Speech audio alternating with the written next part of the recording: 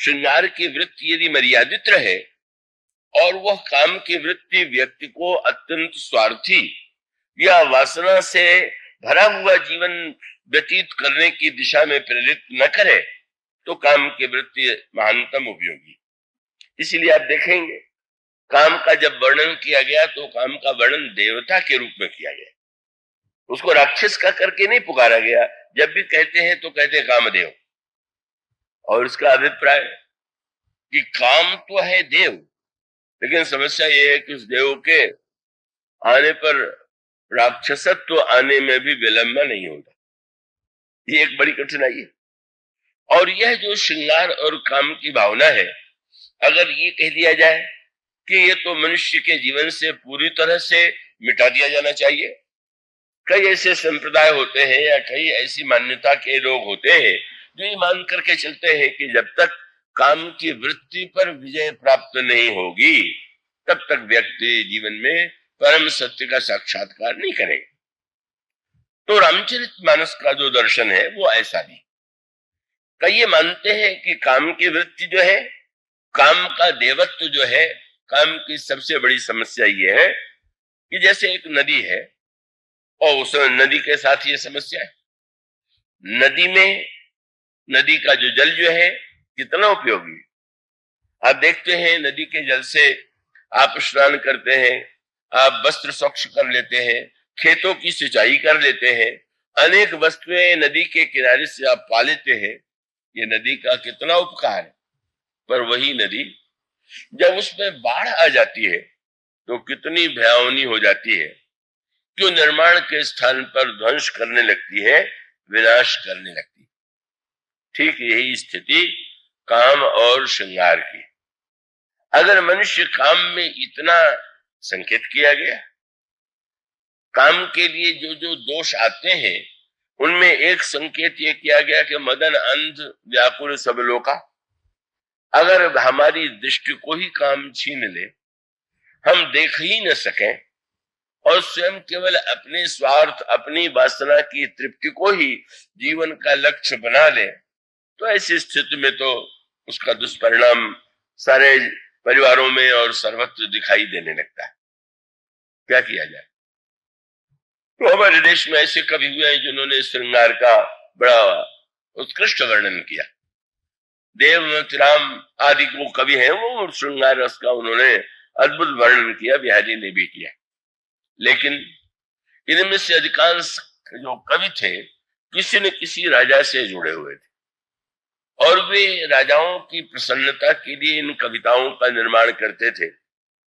और वो राजा बहुधा कामी और भोगी होते थे और वो कविता सुन करके उनके मन में वो वृत्ति और भी हिलोरा लेती थी। और इस प्रकार का इतिहास में ये जो जिन्हें रीतकालीन कवि कहते हैं, उसके द्वारा समाज में विकृतियों का सृजन हुआ। कविताएं बड़े उच्च कोटि के, श्रृंगार रस का बड़ा सुंदर वर्णन, पर उसका जो विकृत पक्ष है वो बड़ा कल्याणकारी है। जब गोस्वामी जी भगवान श्री राम का चरित्र प्रस्तुत करते हैं, भगवान कृष्ण के चरित्र में तो श्रृंगार रस का बड़ा विस्तृत वर्णन मिलता है। तो भगवान श्री कृष्ण के प्रति आकर्षणों के कारणों में से उनका जो श्रृंगार रस है, तो वो श्रृंगार रस जिस उद्देश्य से है उस उद्देश्य की पूर्ति अगर हो तो श्रृंगार रस कल्याणकारी। और अगर उस श्रृंगार की भावना से व्यक्ति अपने में ही कृष्णत्व आरोपित कर ले और उनके समान आचरण करने की चेष्टा करे तो उससे बढ़कर के तो कोई विनाश और विकृति हो ही नहीं सकती। इसलिए भगवान राम के वे चरित्र में जब भगवान अवतरित होंगे तो सभी रसों की जो सारा जो जीवन है, अन्य अनेक अवतार हैं, उन अवतारों में एक आध रस दिखाई दे। अब भगवान नृसिंह में है, उनमें करुणा है, शौर्य का वीरता है, रौद्र रस है। इसका अभिप्राय है कि प्रहलाद के प्रति करुणा से वे अवतरित हुए और जब अवतरित हुए तो उसके पश्चात उनका रुद्र रूप दिखाई पड़ा और फिर उसके बाद उन्होंने जब विनाश कर दिया तो वीर रस। किंतु जीवन के सारे पक्षों को तो नृसिंह भगवान आलोकित नहीं करते। इसलिए नृसिंह भगवान की हम पूजा करते हैं, उनका स्मरण करते हैं, पर वो हमारे पूरे आदर्श नहीं हो सकते। और इसी प्रकार से जैसे अन्य अवतार हैं, उनके जीवन में भी आप किसी विशेष प्रकार के पक्ष का स्वरूप पाएंगे। भगवान श्री राम, उनका एक चरित्र ऐसा है कि जिसमें जीवन का कोई ऐसा पक्ष नहीं है जिसके लिए श्री राम का चरित्र उपयोगी न हो, कल्याणकारी न हो, और वो हमारे जीवन को धन्यता और सार्थकता न प्रदान करे। और उसी संदर्भ में भूमिका तो बड़ी लंबी है, लेकिन उसका उद्देश्य क्या है? अब गोस्वामी जी जब भगवान श्री राम आते हो जनकपुर में, तो वहां पर भी भगवान श्री राम जनकपुर में विवाह के उद्देश्य से नहीं आए। अन्य जो राजा आए हुए थे वो विवाह के उद्देश्य से आए थे। उन्होंने सुना था कि जनक नंदी सीता महानतम दिव्यतम उनका सौंदर्य है, और जब उन्हें ये पता चला कि शंकर जी के धनुष को तोड़ने के बाद ही उन्हें पाया जा सकता है, तो उनकी इस कामना से प्रेरित होकर के वे जनकपुर आए। भगवान श्री राम इस उद्देश्य से अयोध्या से नहीं चले। उनकी यात्रा का मार्ग बड़ा लंबा था। बात है कि हम लोग जीवन में सर्वदा छोटा मार्ग ढूंढते हैं, और छोटा मार्ग बहुधा खतरनाक ही होता है। अधिकांश समस्या यही है कि प्रत्येक व्यक्ति जो है ऐसा चाहता है कि बस किस तरह से हम छोटे से मार्ग, और उसके संदर्भ से ही अनेक ऐसे कार्य व्यक्ति करता है। भगवान राम का जो मार्ग है कितना लंबा है, अयोध्या से क्यों गए थे वो, और वही सूत्र है। महर्षि विश्वामित्र आए हैं, यज्ञ में राक्षसों के द्वारा बाधा हो रही है, और बाधा हो रही है तो उसका निवारण करने के लिए, यज्ञ की रक्षा के लिए ही भगवान श्री राम महर्षि विश्वामित्र के साथ उनके आश्रम में आते हैं और उनके यज्ञ को पूरा करते हैं। इस तरह से भगवान श्री राम, गोस्वामी जी वर्णन करते हैं कि जब महाराज दशरथ ने विदा किया तो उस समय भगवान श्री राम का वर्णन करते हुए कहते हैं, पुरुष सिंह दो वीर हरस चले मुनि भयारण। कौन है ये? बोले कृपा सिंधु रघुवीर सकल विश्व कारण कारण। यह जो ईश्वर है सारी सृष्टि का कारण भी है और कारण भी वही है। वह भगवान श्री राम पीड़ा और भय दूर करने के लिए ही महर्षि के साथ यात्रा करते हैं। और ये महर्षि भी कौन है? जो विश्व का मित्र है। विश्वामित्र माने जो संसार का मित्र है वह विश्वामित्र है। और इसका अभिप्राय ये है, महाराज श्री दशरथ ने उन्हें पाया, पर वह अयोध्या के व्यक्तियों को आनंद दे रहे हैं। पर आनंद केवल दशरथ के आंगन में ही सृष्टि करे आनंद की, या अयोध्या वासियों को ही आनंद दे और अन्यत्र संसार में दुख व्याप्त रहे, तो ये तो स्वार्थपरता हो जाएगी। और तब विश्वामित्र के रूप में संत का उन्हें मांग करके ले आते, और भगवान राम भय दूर करने के लिए वही करुणा की वृत्ति, कृपा की वृत्ति, उसी को लेकर के ही तो भगवान की यात्रा हुई। और उस यज्ञ के पूर्ण हो जाने के बाद महर्षि विश्वामित्र ने उन्हें रोक लिया। बड़ा मधुर संकेत है। और इसका अभिप्राय यह है कि यज्ञ पूरा हो गया तो भगवान राम और लक्ष्मण उतावले होते कि महाराज अब तो यज्ञ पूरा हो गया, मैं जाऊं। पर प्रभु भी उतावले नहीं है, और विश्वामित्र जी उन्हें आश्रम में रोक लेते। और तब वहां रुक करके क्या होता है? गोस्वामी जी ने कहा, भगत है तो बहु कथा पुराना, कहे विप्र जद्द प्रभु जाना। उनको पुराणों की इतिहास की कथाएं सुनाते, और उसी के बीच में जनकपुर से दूत आता है महर्षि विश्वामित्र को निमंत्रित करने के लिए। और तब महर्षि विश्वामित्र भगवान श्री राम से अनुरोध करते, और यूं कह लीजिए वो तो गुरु है तो आज्ञा देने के अधिकारी है। उन्होंने कहा कि जनकपुर चलना है। निमंत्रण श्री राम को तो मिला नहीं, निमंत्रण तो विश्वामित्र जी को हुआ, तो अब महर्षि विश्वामित्र यदि ये कहें कि बिना निमंत्रण के ही चले चलिए, तो ये तो चक्रवर्ती, संसार में चक्रवर्ती सम्राट के पुत्र है और बिना निमंत्रण के ही लिए चले जाए। या महर्षि विश्वामित्र ये कहें कि वहां तो विवाह होने की संभावना है, चलो शायद तुम्हारा ही विवाह वहां पर हो जाए। ये नहीं, महर्षि ने श्री राम से कहा कि तुम तो यज्ञ रक्षा के लिए ही तो आए हो, पर मेरा ही यज्ञ तो नहीं है ना, केवल मेरा यज्ञ पूरा हो जाए यही तो सब कुछ नहीं। जनकपुर में भी एक यज्ञ हो रहा और उस यज्ञ की रक्षा के लिए ही तुम्हें चलना है।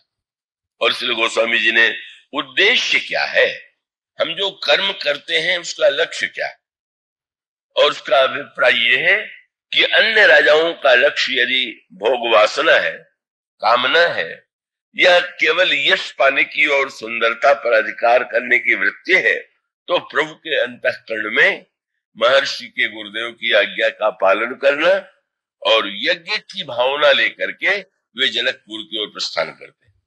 और इसीलिए गोस्वामी जी ने शब्द लिखा, धनुष यज्ञ सुनी रघुकुल नाथ हर्ष से चले, बड़े प्रसन्न हो गए।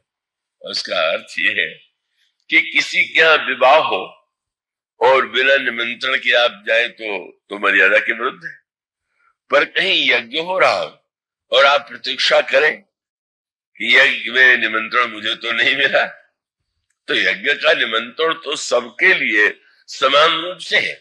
अब यहाँ इस समय आप आए हुए हैं तो सूचना के रूप में एक परंपरा डाली गई, आपको सीधी सूचना मिल जाए, इसका लाभ भी हुआ, आप पहले दिन से आ सके। लेकिन अब अगर आप लोगों के, आप किसी से कहें और वो कहे कि मुझे तो निमंत्रण नहीं मिला, मैं कथा में कैसे जाऊं, तो ये तो कोई विवाह नहीं है, कोई व्यवहारिक कार्य नहीं है, यह तो कथा यज्ञ ही है। और यज्ञ में तो सम्मिलित होने के लिए प्रत्येक व्यक्ति उसको बिना निमंत्रण की प्रतीक्षा के ही आ जाना चाहिए। तो भगवान श्री राम यज्ञ की भावना लेकर के आते हैं जनकपुर में। और तब गोस्वामी जी श्रृंगार रस को जब प्रस्तुत करने चले तो उन्होंने श्रृंगार रस को प्रस्तुत करने की जो भूमिका बनाई वो तो अद्भुत है।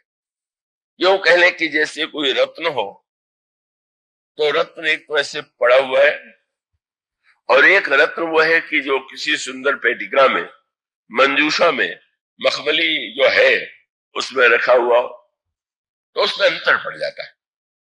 तो गोस्वामी जी ने ये सोचा कि जब सुंदरता का, श्रृंगार रस का और काम का वर्णन करना है तो क्या करूं, और अगर वर्णन करें और उसमें कामर्यादित जैसा श्रृंगार के कवियों ने किया वैसा करें तो समाज के लिए वो कल्याणकारी नहीं होगा। इसलिए उन्होंने जो अनेक मधुर संकेत दिए वो समझने योग्य है। पहले तो श्री राम की सुंदरता को, उसकी महिमा को प्रकट करने के लिए उन्होंने किस नगर का चुनाव किया, और तब भगवान राम कहां गए, विदेह नगर में। कितनी सांकेतिक भाषा है। बोले जब भी श्रृंगार और काम की वृत्ति हमारे जीवन में आती है तो हम देह नगर में ही तो रहते हैं। हम सुंदरता देखेंगे तो देह में देखेंगे, उसको देख करके हमारे अंतःकरण में राग उत्पन्न होगा तो देह में उत्पन्न होगा। पर गोस्वामी जी कहते हैं यह सुंदरता तो देह नगर में बैठ करके नहीं, विदेह नगर में। इसलिए गोस्वामी जी ने प्रारंभ में भी यही संकेत किया।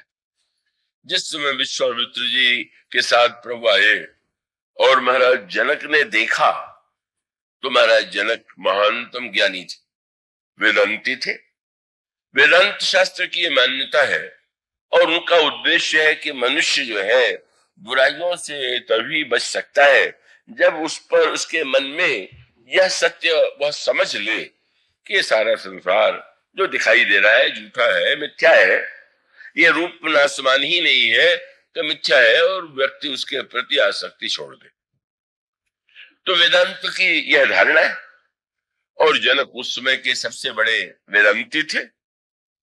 तो वो वेदांती जनक ने जिस श्री राम को देखा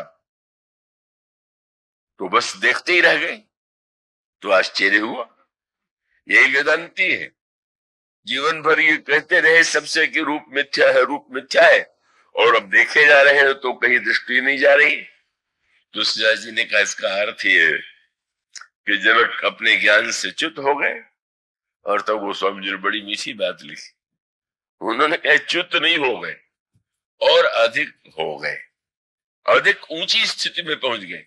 और चौपाई आपको क्या कहती है, क्या मिला, लिखा हुआ, मूर्ति मधुर मनोहर देखी भयऊ विदेह विदेह विसेखी। विदेह और भी विदेह हो गए। मानो सुंदरता का पहला अंतर यही कि सुंदरता देख करके हम देह में आ जाते हैं, कि सुंदरता हमको देह से ऊपर उठा देती है। गोस्वामी जी कहते विदेह और भी विदेह हो गए। इसका अर्थ क्या है कि पहले तो विचार से विदेह थे, पहले तो वो विचार से विदेह थे। इसका अभिप्राय कि संसार का सारा व्यवहार तो करते ही थे, अब ऐसे विदेह तो नहीं थे कि भोजन न करते हो। तो अब ये जनक व्यवहार में तो देह का उपयोग करते ही थे। फिर गोस्वामी जी ने कहा कि आज जब श्री राम को उन्होंने देखा तो देखने वालों को भी लगा कि अरे ये तो सचमुच इनको देह का भान नहीं। और इसीलिए यह वर्णन आता है, बड़ा मीठा वर्णन है। इधर टूट गया और उसके बाद महाराज जनक का पत्र लेकर के जनक नगर से दूत गए और वे महाराज दशरथ को भगवान राम का पत्र देते हैं।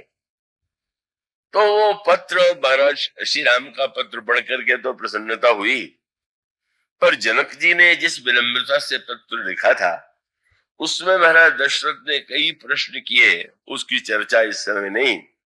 पर अंतिम उनका प्रश्न ये था कि कहो विदेह कौन विधि जाने।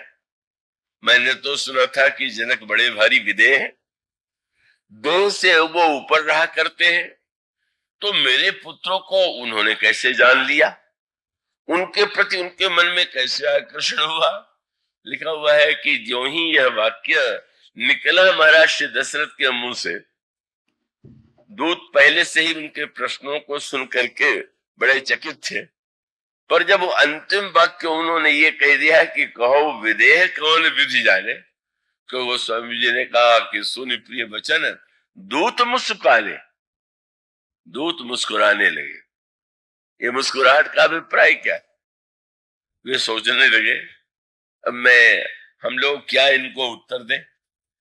ये कह रहे कहो विदेह, तो प्रश्न में नाम भी उन्होंने जनक नहीं कहा। ये नहीं कहा कि जनक ने कैसे जाना, बोले जो विदेह है उसकी दृष्टि देह पर तो जा नहीं सकती, सुंदरता पर तो जा नहीं सकती, उन्होंने कैसे जान लिया। और तब दूतों को हंसी यह सोच करके आई कि महाराज सत्य तो ये है कि आपके पुत्र को तो विदेह ही जान सकते हैं, बेचारे देह वाले क्या जाने। जो देह में ही सुंदरता ढूंढते, जो देह में बैठे हुए, इसलिए ये तो आपका कहना वो उचित नहीं है। तो मानो वो स्वामी जी कहते हैं ये श्री राम की सुंदरता की भी विदेह नगर में, और उनको देख करके व्यक्ति देह भावना से ऊपर उठता है। और ये बड़े महत्व का सूत्र है। और उसका अभिप्राय है कि हमारी देह वृत्ति जितनी अधोगामी होगी उतना परिणाम घातक होगा। आप वाटिका में जाएं, खिला हुआ फूल देखें और फूल को देख करके आपके हृदय में आनंद आवे, पुष्प को देख करके उसका सौरभ देख करके उसे सुगंध देख करके आप आनंद लें, ये तो बहुत अच्छा है। पर और पास से देखें और पास से देखने पर भी संतोष न हो, जरा इसको तोड़ भी ले और अपने कोट में लगा ले और उसको तोड़ ले। अब जो ही आप पुष्प को तोड़ेंगे, आप तो समझ रहे हैं कि आप सुंदरता के प्रति आकृष्ट हैं, पर जब आपने तोड़ लिया और तोड़ने के बाद उसका आपने कुछ समय तक उपयोग किया और फिर उसको बिल्कुल कुमलाया हुआ देख करके सुख जाया हुआ देख करके आपको फेंकने में संकोच नहीं होता। तो इसका अभिप्राय कि हमारी यह दृष्टि जो तुरंत हमारी वृत्ति को भोगवादी बनाती है और क्षणिक वो तृप्ति होने के बाद हम उस वस्तु को भूलते हैं और कहीं आकृष्ट हो जाते हैं। इसलिए सौंदर्य की वृत्ति हमारे मन में किस भावना की सृष्टि करती, किस रस की सृष्टि करती।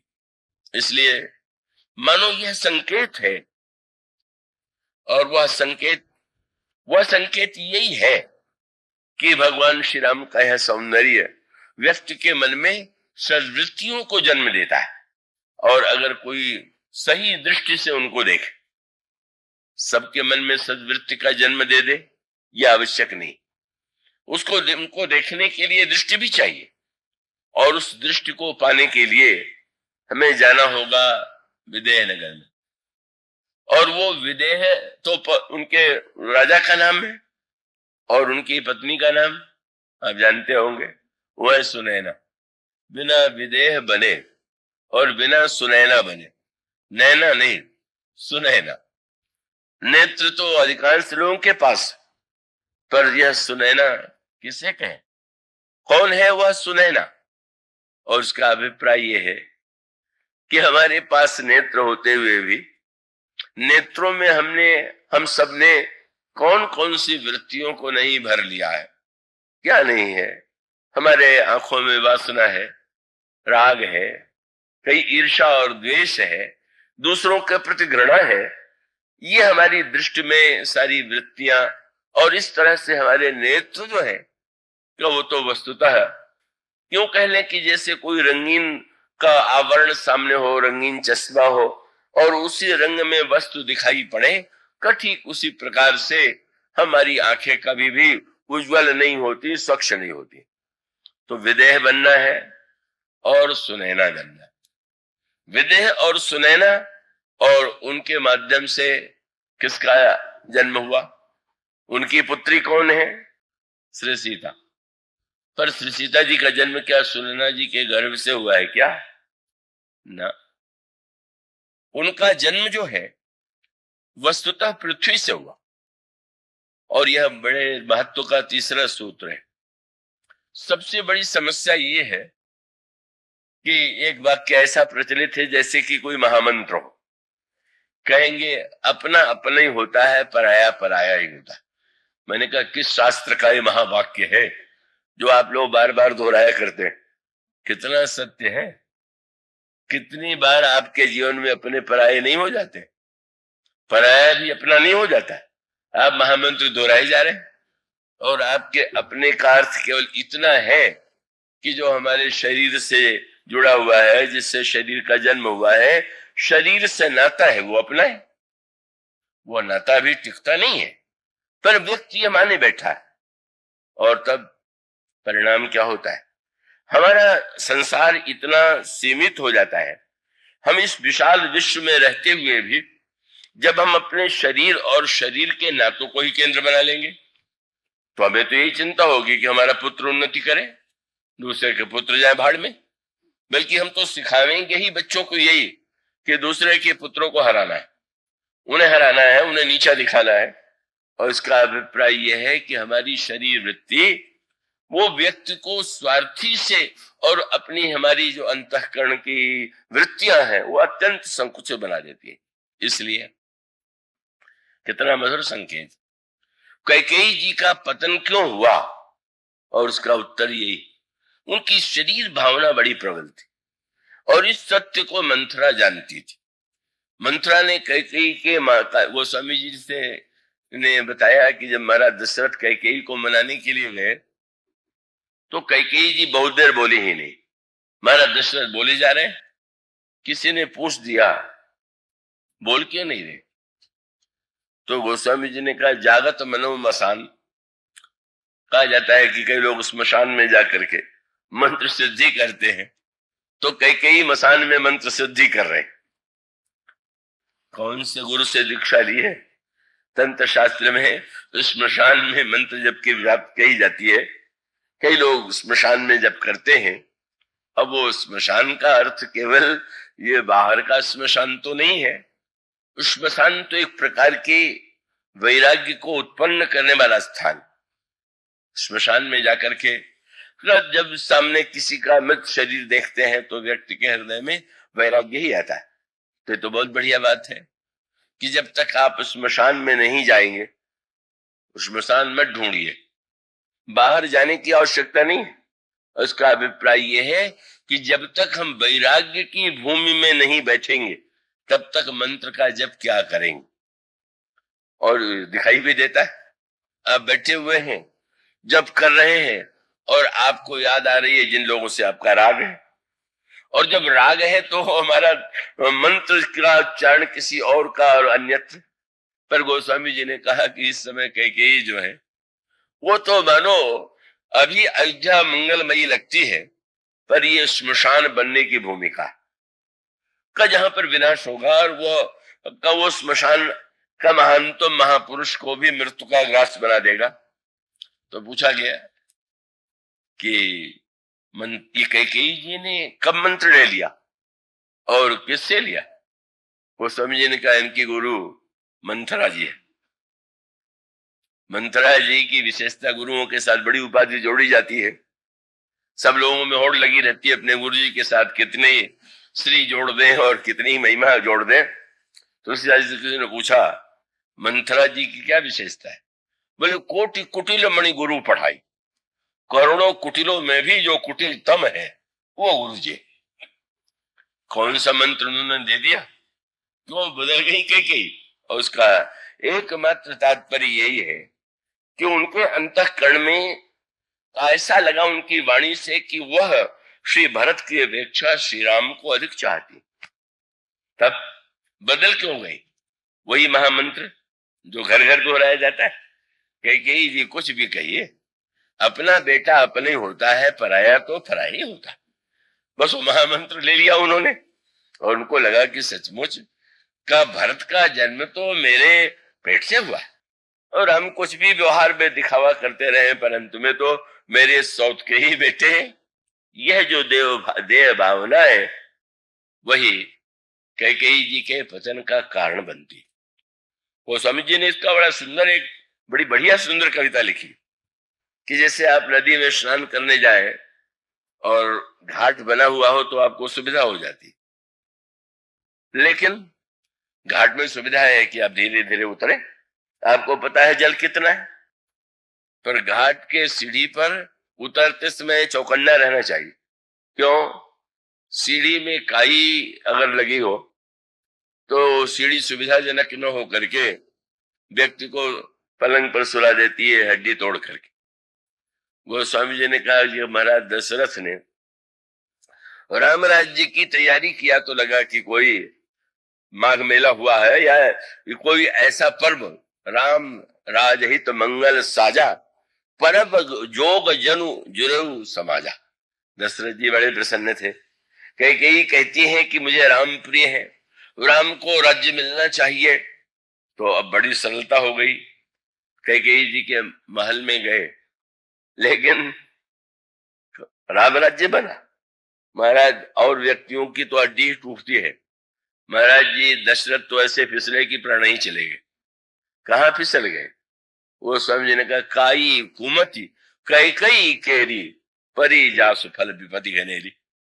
कैकेयी की दुर्बुद्धि की जो काई लग गई थी, और वो काई जो है वह मंथरा की सृष्टि है, याद दिला दिया। जब तक कोई व्यक्ति केवल शरीर का भी महत्व है, शरीर के संबंधों का भी महत्व है, शरीर के संबंधों का भी निर्वाह करना व्यक्ति का कर्तव्य है, किंतु शरीर ही सब कुछ नहीं।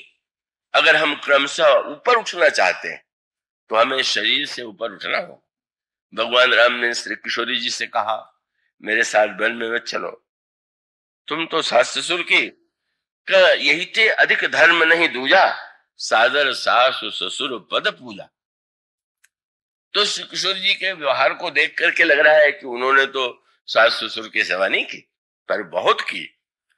पर भगवान श्री राम से उन्होंने यही कहा कि महाराज सास ससुर की सेवा का जो अर्थ संसार वाले मानते हैं, क्या आप भी वही मानते हैं क्या? आप क्या यही मानते हैं कि हमारी सास केवल यहाँ जो माँ है वही है? हमारे ससुर केवल हमारे महाराज हैं, हमारे पूज्य हैं, लेकिन याद दिलाया मैं वन में इसीलिए तो चल रही हूं कि सास ससुर की अच्छी तरह सेवा करूं। वहां वन में कौन सा ससुर है? सीता जी ने कहा सासु ससुर सम मुनि तिय मुनिवन। इतने मुनि है, इतनी मुनि पत्नियां हैं, मानो यही संकेत है देह के साथ साथ हमको देह से अलग हट करके भी उससे भी ऊपर उठना, और यही संकेत यहां दिखाई देता है। सुनैना जी को कभी ये नहीं लगा कि सीता कुछ भी हो तो मेरे गर्भ से उनका जन्म नहीं हुआ। वो तो भावना से ही वो जो नाता उन्होंने माना, सच्चे हृदय से माना, सचमुच माना। बस 3 सूत्र हैं, विदेह, सुनैना और उसके साथ साथ भावना। हम देह से ऊपर उठने की चेष्टा करें, हम नैना को सुनैना बनावें। जब धनुष तोड़ने के प्रसंग में राजा एकत्र थे तो भले बुरे दोनों थे। जब अच्छे राजा प्रशंसा करने लगे तो बुरे राजाओं ने कहा क्या प्रशंसा कर रहे हो, क्या विशेषता है इस राजकुमार में? तो अच्छे राजाओं ने यही कहा कि आखिर तो ठीक कर लो, क्या देखो राम ही नैन भरी तज ईर्षा मदमोह। आंखों में ईर्षा लेके तो राम को देख रहे हो, मदमोह लेकर के देख रहे हो, क्या देखोगे? इसलिए तुलसीदास जी से किसी ने पूछा कि जनकपुर में जो सीता जी की सखियां हैं उनका तो नाम बता दीजिए, और ग्रंथों में लिखा हुआ। तो उन्होंने कहा बस जनकपुर में सारी स्त्रियों का एक ही नाम, बस 2 नाम उन्होंने कहा। एक नाम तो उनका कहीं परस्पर कोकिल वैनी, जब बोलती है तो ऐसा लगता है कि जैसे कोयल बोल रही, और जब एक दूसरे से बोलती हैं तो नाम नहीं लेती है, क्या कहती है? कहीं परस्पर कोकिल वैनी, यही विवाह बड़ लाभ सुनैनी। हे सुनैनी, मानो यही संकेत है। और तब कहीं जा करके उस रस के श्रवण का, उसमें प्रवेश का, उसके आनंद का सच्चा अधिकार प्राप्त होता है। यह पुष्पवाटिका श्रृंगार रस की पराकाष्ठा है। यद्यपि बड़ी सांकेतिक भाषा में श्रृंगार है, श्रृंगार की जैसी अभिव्यक्ति गोस्वामी जी ने वाटिका में की है, काम का जो विलक्षण रूप उन्होंने प्रस्तुत किया है, का वह रूप सचमुच अनोखा है। जब सीता जी के आभूषणों की धुन सुन करके भगवान राम को ऐसा लगे कि कामदेव बजाते हुए बाजे आ रहा है, तो ऐसा लगता है कि ये तो संसार में घोर श्रृंगारी जो होगा अभी देखा नहीं। केवल ध्वनि से कंकण किंकिण नूपुर धुनि सुन, काम श्रृंगार और परस्पर एक ऐसा दिव्य अनुराग वाटिका में दिखाई देता है कि जो बहिरंग अर्थों में यूं भी कहें कि मर्यादा का तो पूर्व पालन नहीं है। धनुष नहीं टूटा और उसके पहले ही दोनों एक दूसरे को देख करके मुग्ध हो गए, दोनों ने दूसरे का वर्ण कर लिया। किंतु यह जो दिव्य श्रृंगार है, जो मर्यादा की मंजूषा में मर्यादा है, मर्यादा की स्वर्ण मंजूषा है, और उसमें श्रृंगार का जो रत्न है, कल हम लोग उसको देखना प्रारंभ करेंगे। आज बोलिए सिया।